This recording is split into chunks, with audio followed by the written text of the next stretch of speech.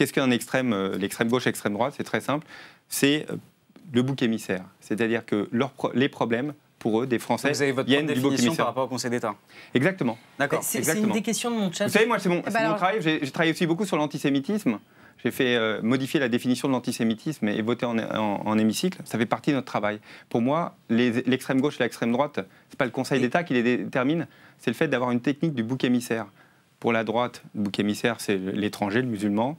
Pour la gauche, l'extrême gauche, c'est le riche, c'est le juif. C'est très clairement identifié, catalogué, et c'est pour ça que nous nous battons. Nous, on pense que nos problèmes, ils viennent de nous-mêmes et qu'on va les résoudre tous ensemble. Et il n'y a pas de communautarisme. J'ai une question de mon chat, puisque mon chat a aussi la possibilité de vous poser des questions. Il y a Issan qui vous demande quelle est votre définition de l'extrême gauche et quel parti français rentre dans cette définition. Effectivement, on peut dire que LFI est de gauche radicale, mais d'extrême gauche, vu le programme. Vous savez que pour l'extrême gauche, c'est des SOSDEM. Hein. Avec cette remarque, je complète simplement pour montrer qu'on suit un petit peu aussi ce qui se passe sur le chat avec cette remarque de Maski Lili qui dit voilà, le Conseil d'État classe LFI à gauche, votre camp continue de les qualifier à l'extrême gauche, etc. Donc c'est pour compléter ce que... Donc vraiment, je rebondis là-dessus. Pour moi, c'est le bouc émissaire.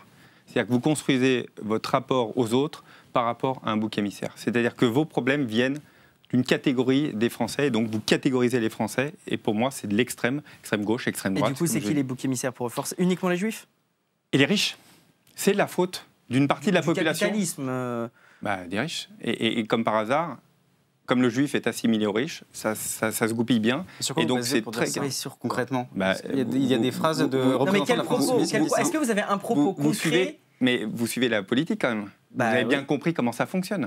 Vous comprenez bien comment fonctionne la France insoumise. En montant les uns contre les autres. Quand ils ont décidé très clairement, et sur la campagne européenne, de faire une campagne, ils n'ont jamais parlé d'Europe, ils ont parlé de Gaza. Pourquoi? Parce qu'ils identifient un vote communautaire musulman en estimant que probablement dans leur calcul et leur approche que les musulmans vont détester les juifs et donc du coup attaquer les juifs. Mais attends, on fait de la politique ou pas?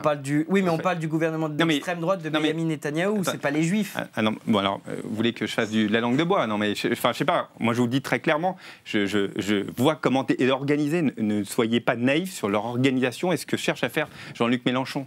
Il construit, lui, une opposition, y compris en interne, au sein de du nouveau Front populaire.